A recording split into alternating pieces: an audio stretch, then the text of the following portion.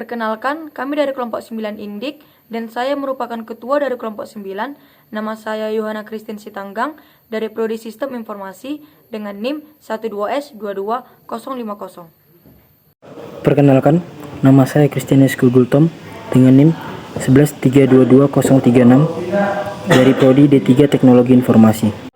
Perkenalkan, nama saya Yusuf Abdullah Putra Monte dari Prodi Teknik Elektro dengan NIM 14S22041.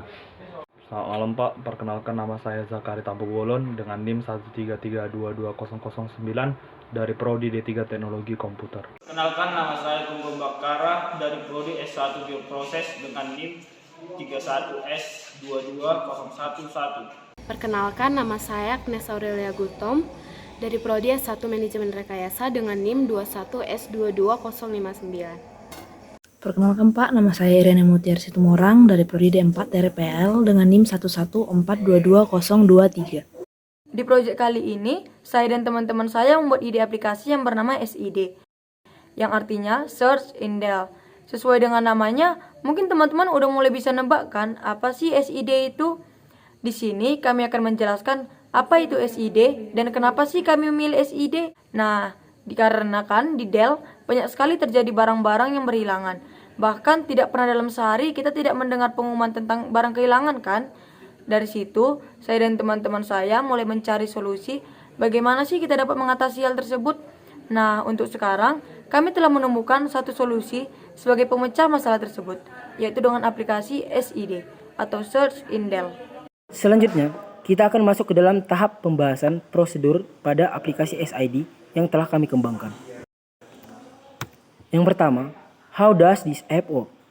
Kalian pasti bertanya-tanya, gimana sih sebuah aplikasi bisa tahu barang kita ada di mana, bisa tahu jenis barang kita apa, dan bahkan aplikasi ini bisa tahu berapa lama masa pemakaian kita terhadap barang tersebut. Ya, sebelum kami menjawab pertanyaan-pertanyaan ini, kalian harus tahu dulu, kami merekomendasikan sebuah chip yang kami sebut dengan CHAS. CHAS merupakan sebuah chip berukuran kecil yang keakuratannya dan endurance-nya nggak perlu dipertanyakan lagi. Dengan chip ini, lokasi barang, jenis barang, bahkan masa pemakaian juga bisa kita akses melalui aplikasi yang telah kami kembangkan. Nantinya, selama device kita memiliki koneksi ke internet, maka kehilangan barang nggak akan menjadi hal yang dikhawatirkan lagi nantinya. Dan gimana sih aplikasi ini bisa tahu barang kita ada di mana? Dengan sebuah sensor CHS tadi, aplikasi ini bisa tahu barang kita ada di mana karena fitur GPS itu berada pada sensor CHS tadi.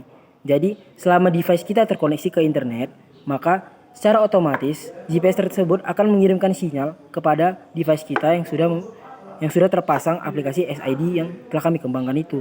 Jadi kita memiliki internet, kita bisa mengakses, kita bisa tahu barang kita ada di mana. Yang kedua, gimana sih aplikasi ini bisa tahu jenis barang kita apa? Sebelum kita memasukkan chip ke dalam barang kita akan melakukan sebuah proses yang dinamakan registration. Kita akan menginput apa nama barang kita, apa merek barang kita, dan kalian pasti tahu lah jenisnya apa. Dan sesudah itu, secara otomatis setelah kita menginput data, maka secara otomatis aplikasi kami akan mengirimkannya ke dalam GPS yang telah kami kembangkan tadi yang bernama CHS. Jadi kita bisa tahu apa nama barang kita, apa jenis barang kita, ataupun merek barang kita. Dan yang selanjutnya, berapa lama masa pemakaian kita terhadap barang tersebut. Gimana caranya? Pada saat kita melakukan penginputan tadi, secara otomatis aplikasi kami akan merespon kapan kita melakukan inputan itu. Misal nih, kita melakukan inputan pada tanggal 11 November 2022, maka secara otomatis aplikasi kami akan mengirimkan tanggal 11 November 2022 ke dalam chip CHS yang telah kami kembangkan tadi. Dan gimana bisa tahu masa pemakaiannya?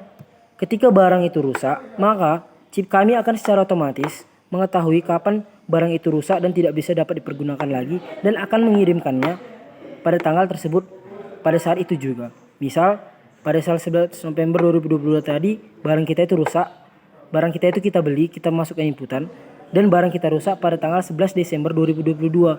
Maka secara otomatis aplikasi kami akan mengetahui bahwa masa pemakaian kita itu adalah selama 1 bulan dan akan mengirimkannya kepada user nantinya.